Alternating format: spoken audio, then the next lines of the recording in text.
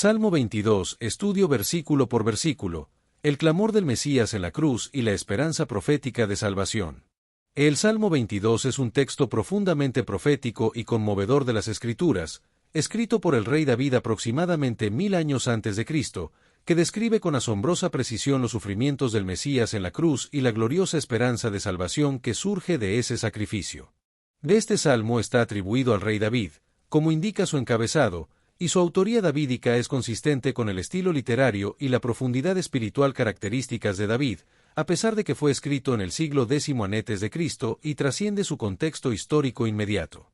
El Salmo 22 es reconocido como uno de los textos mesiánicos más significativos del Antiguo Testamento, detallando sufrimientos que van más allá de las experiencias personales de David, anticipando con exactitud los padecimientos del Mesías, y su tradición judía ya reconocía elementos mesiánicos en este salmo. En la vida de David estuvo marcada por periodos de persecución, especialmente durante los años en que el rey Saúl intentó matarlo repetidamente y enfrentó conspiraciones y traiciones, como la rebelión de su propio hijo Absalón, lo que probablemente influyó en la composición de este salmo. El Salmo 22 y la crucifixión de Jesús. El Salmo 22 refleja la capacidad de David para transformar el sufrimiento en una oración que trasciende su situación particular, y contiene al menos 33 profecías específicas que se cumplieron literalmente en la crucifixión de Jesús, incluyendo detalles como la perforación de manos y pies, el reparto de vestiduras y las burlas de los espectadores. El lenguaje del Salmo describe con precisión los efectos físicos y emocionales de la crucifixión, a pesar de que esta forma de ejecución no existía en Israel durante la época de David, siendo una práctica introducida por los persas y posteriormente refinada por los romanos, lo que destaca la precisión profética del Salmo.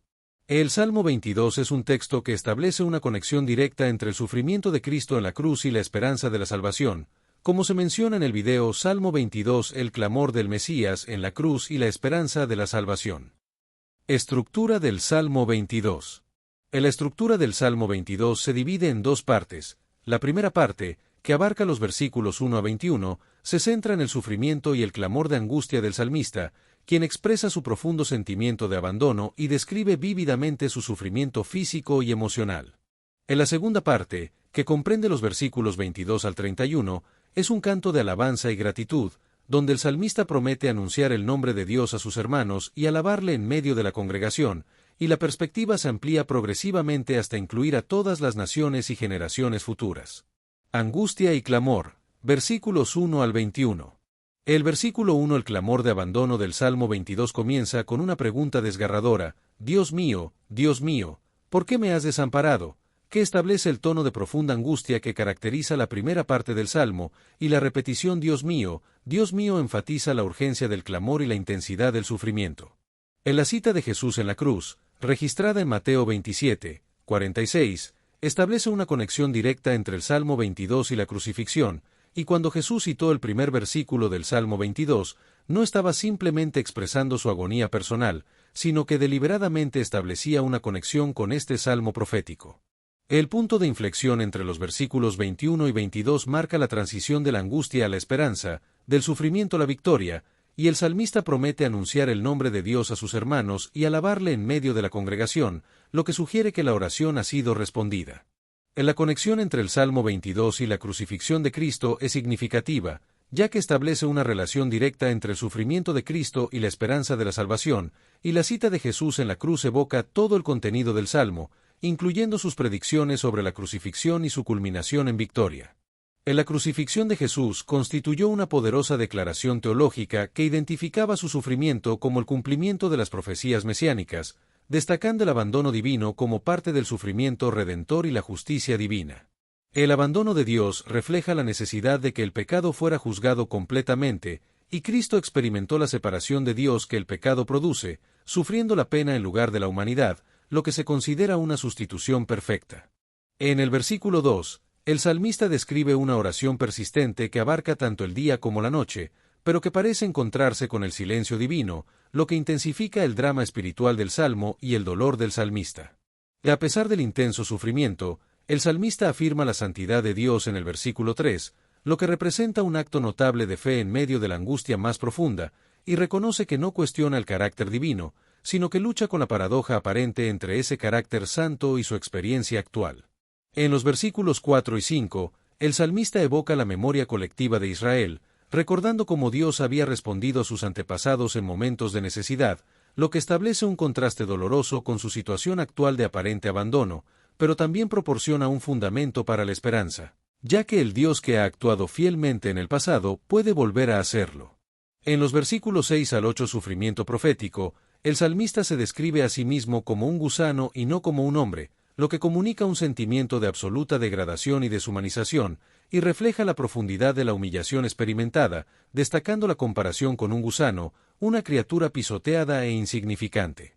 El salmista describe cómo se ha convertido en objeto de burla pública, con gestos específicos como estirar la boca y menear la cabeza, que indican desprecio y escarnio, y lo más doloroso es que las burlas se dirigen específicamente a la relación del salmista con Dios. Las burlas descritas en el Salmo 22 se cumplieron de manera precisa en la crucifixión de Jesús, como se menciona en Mateo 27, 39 y 27, 43, donde los que pasaban le injuriaban, meneaban la cabeza y se burlaban de su confianza en Dios. Relación con Dios.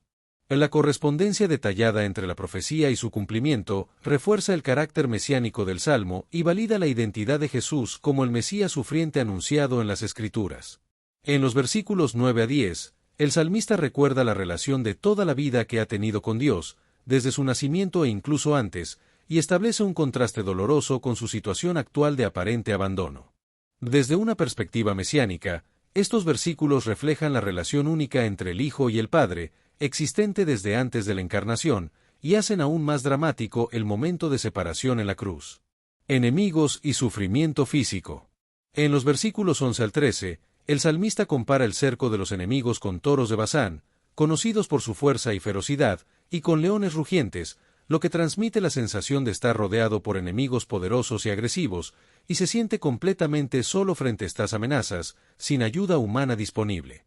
En la metáfora de los toros de Basán y los leones rugientes evoca una amenaza inmediata y mortal, y refuerza la sensación de vulnerabilidad extrema del salmista, quien clama a Dios que no se aleje de él en momentos de angustia. En la súplica urgente en el Salmo 22 intensifica la urgencia de la petición a Dios, quien es la única esperanza de salvación frente a enemigos poderosos, y se describe el sufrimiento físico en versículos como el 14 y el 15, donde se menciona que como agua me he derramado y que mi corazón fue como cera, derritiéndose en medio de mis entrañas. Lo que sugiere un colapso físico completo y un agotamiento extremo. En la descripción del sufrimiento físico en el Salmo 22 incluye imágenes vívidas como la de un cuerpo que se disuelve, un corazón derretido como cera, y una fuerza agotada, lo que evoca una sensación de proximidad a la muerte, como se menciona en la frase «me has puesto en el polvo de la muerte».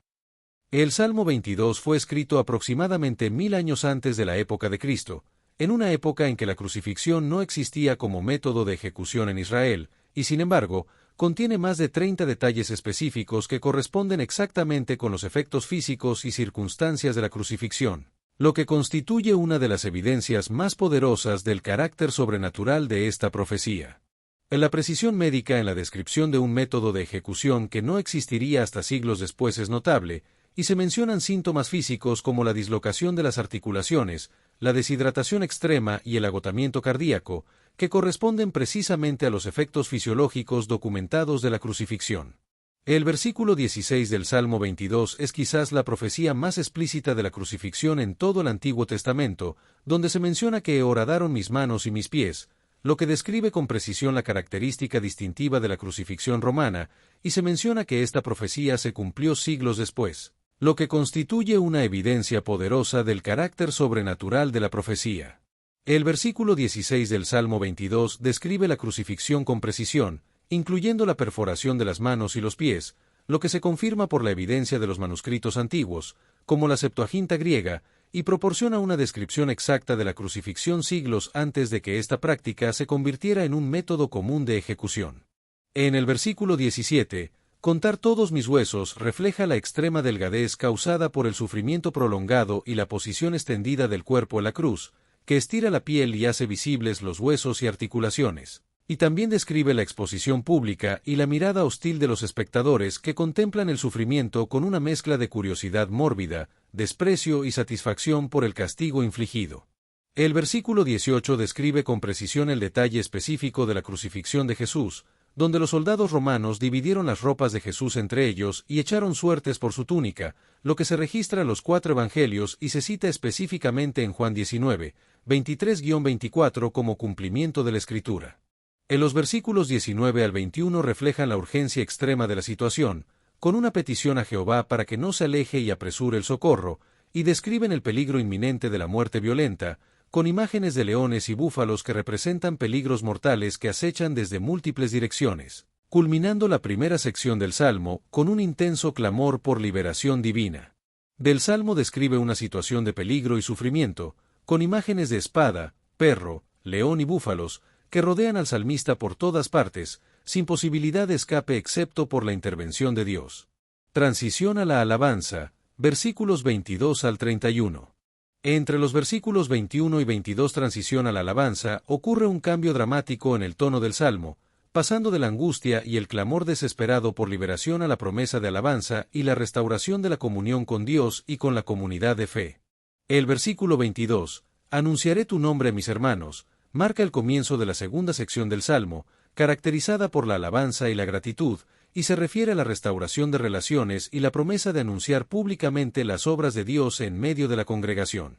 La mención de mis hermanos en el versículo 22 señala la restauración de la relación con la comunidad de fe, y la transición de la soledad a la comunidad es significativa, reflejando la restauración no solo de la relación con Dios, sino también con el pueblo de Dios. Desde la perspectiva del cumplimiento mesiánico, el versículo 22 encuentra su expresión en Cristo resucitado reuniéndose con sus discípulos y llamándolos hermanos, como se menciona en Juan 20, 17, y el autor de Hebreos cita específicamente este versículo en referencia a Cristo en Hebreos 2, 12. En la adoración en medio de la congregación, como se menciona en el versículo 22, representa un testimonio público de las obras de Dios y una celebración de la liberación que se comparte con la comunidad de fe, fortaleciendo la fe colectiva y anticipando la formación de la Iglesia como comunidad de adoración centrada en Cristo. Los primeros cristianos se reunían para recordar y celebrar la muerte y resurrección de Jesús, cumpliendo así con un aspecto importante del Salmo, que destaca la invitación a alabar a Dios por su liberación y fidelidad. El salmista extiende su invitación a alabar a Dios a 3 grupos específicos: los que teméis a Jehová, descendencia de Jacob y descendencia de Israel, y presenta 2 motivos fundamentales para la alabanza: Dios no menospreció ni abominó la aflicción del afligido y no escondió de él su rostro. La respuesta divina es destacada en la acción crucial de Dios. Cuando clamó a él, le oyó, lo que transforma el lamento en alabanza y amplía el círculo de adoración, invitando a toda la comunidad de Israel a unirse en alabanza a Dios por su liberación. La historia comienza con el sufrimiento intenso y el clamor desesperado a Dios, pero Dios no es sordo al sufrimiento y está atento al clamor del afligido, lo que produce una respuesta de alabanza y testimonio que se extiende a toda la comunidad de fe. El banquete sagrado y la cena del Señor.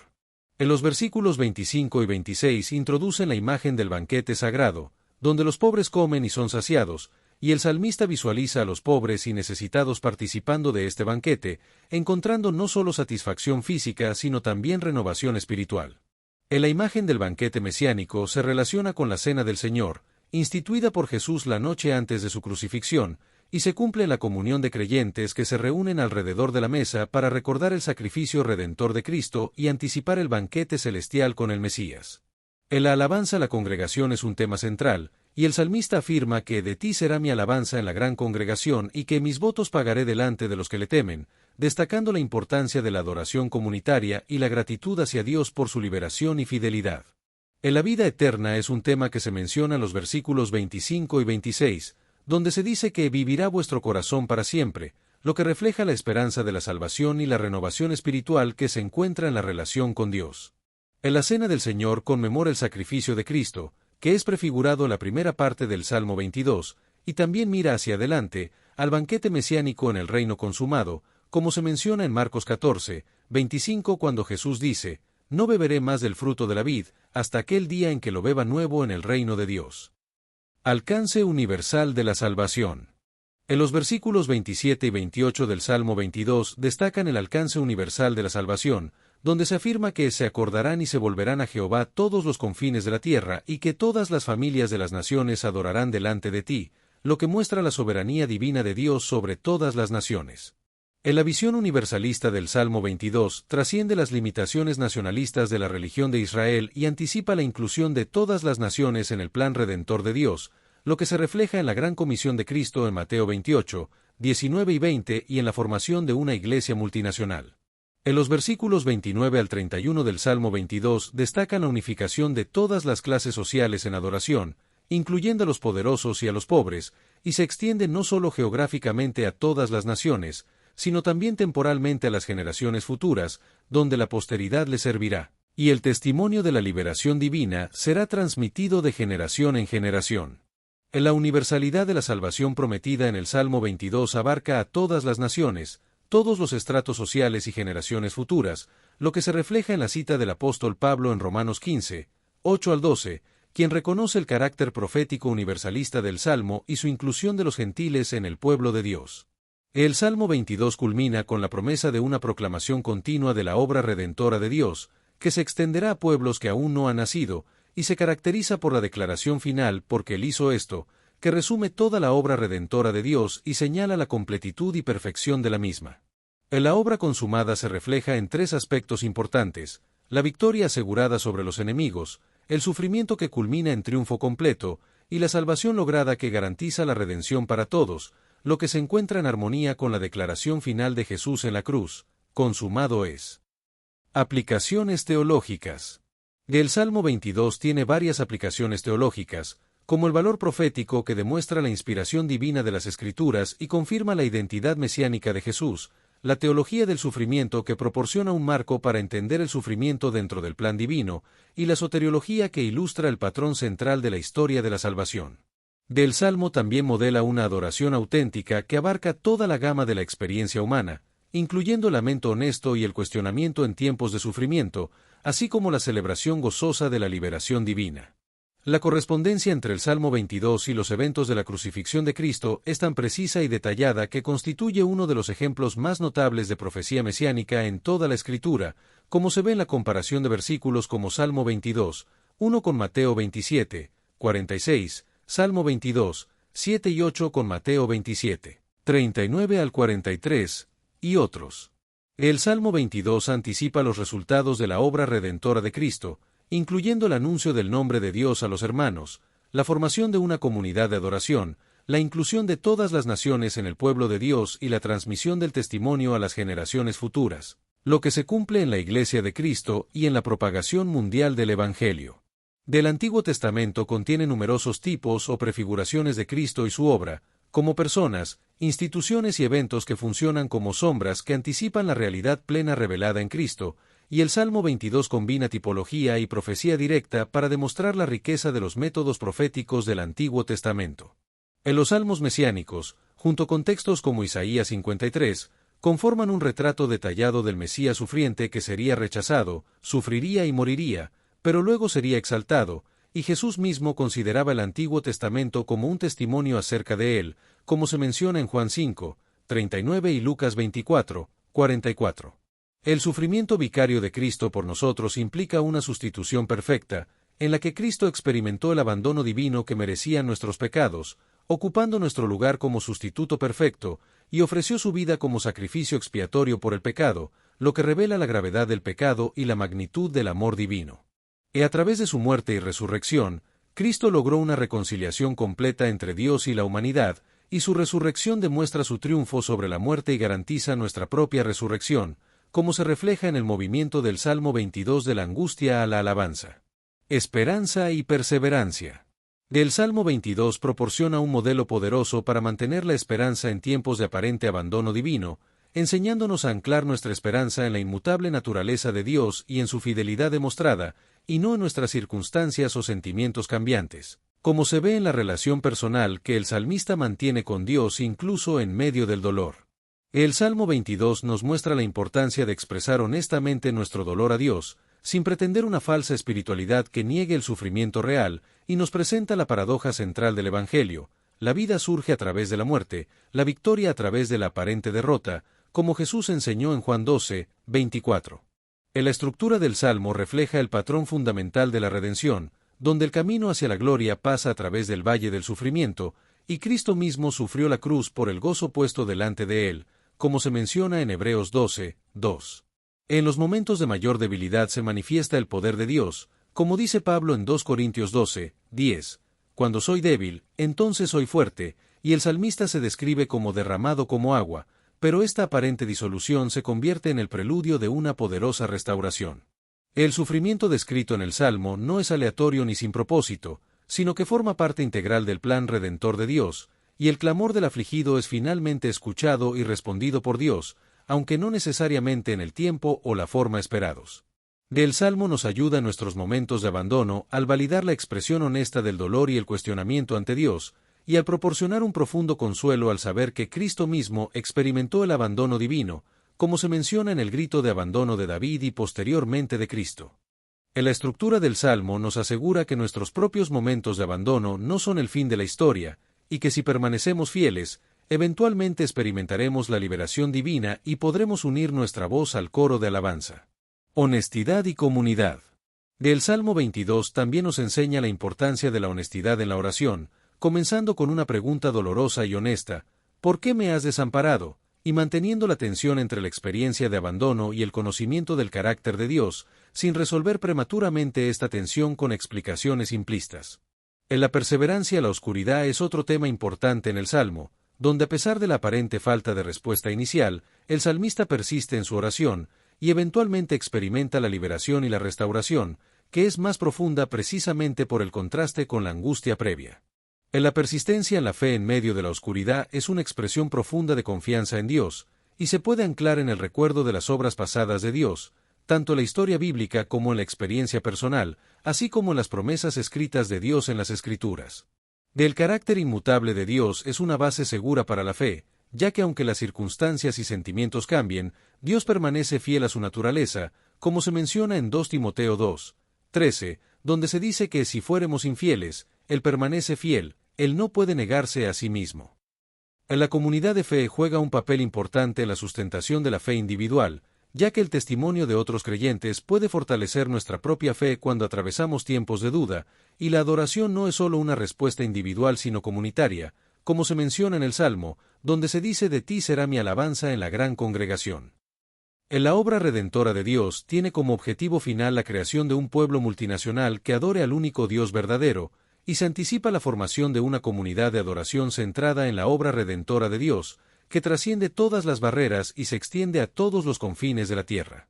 El testimonio de la liberación divina se comparte primero con la comunidad inmediata de fe, y luego se expande para incluir a personas de todas las naciones, creando una comunidad global de adoradores, y finalmente se transmite a través del tiempo a las generaciones futuras, asegurando la continuidad de la fe. Respuesta al sacrificio de Cristo.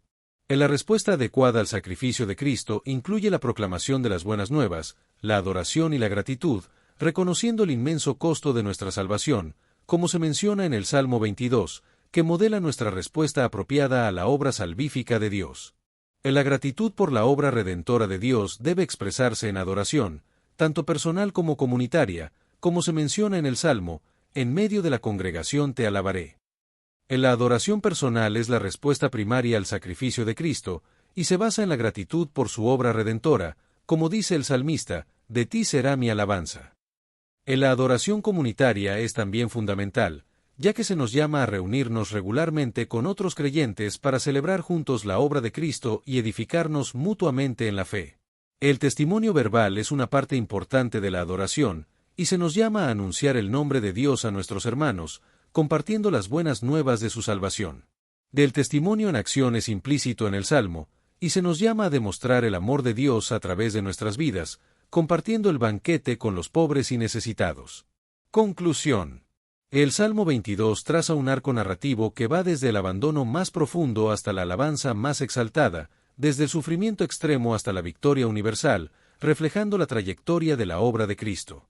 Del camino a la gloria pasa por el valle del sufrimiento, pero este sufrimiento no es la palabra final, y como seguidores de Cristo, estamos llamados a abrazar este mismo patrón en nuestras propias vidas, como se menciona en 2 Timoteo 2, 12, si sufrimos con Él, también reinaremos con Él.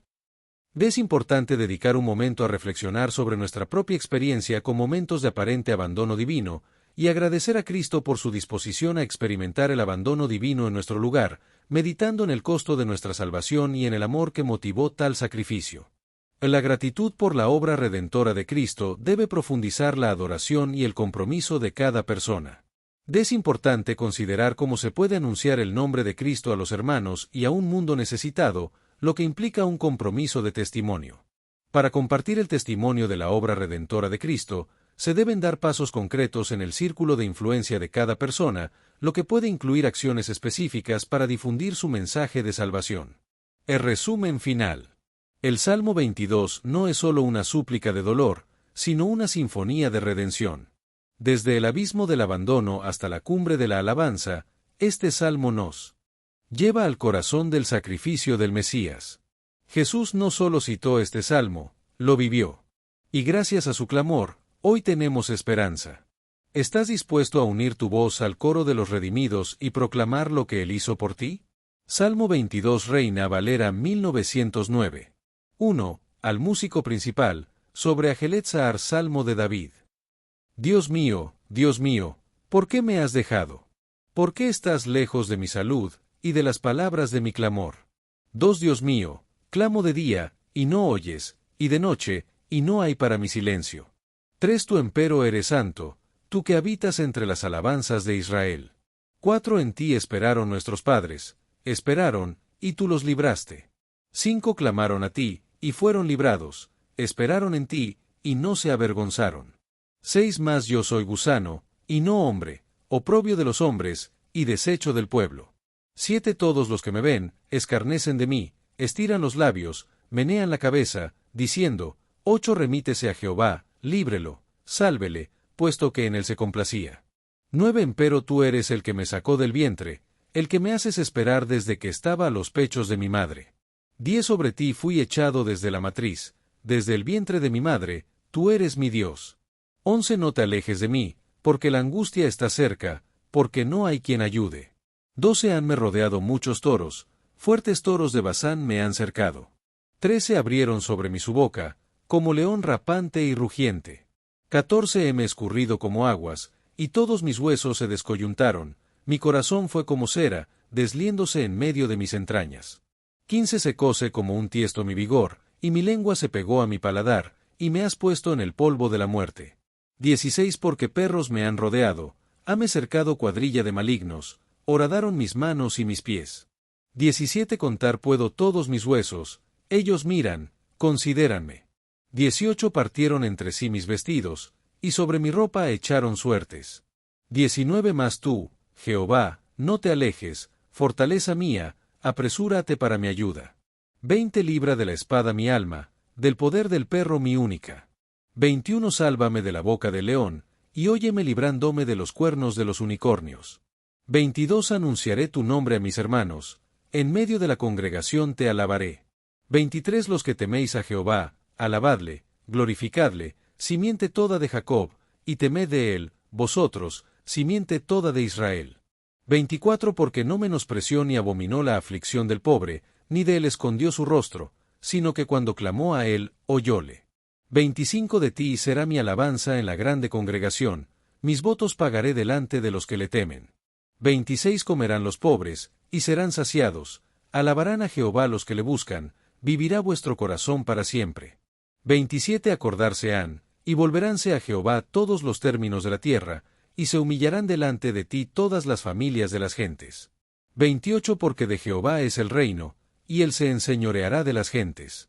29. Comerán y adorarán todos los poderosos de la tierra, postraránse delante de él todos los que descienden al polvo, si bien ninguno puede conservar la vida a su propia alma.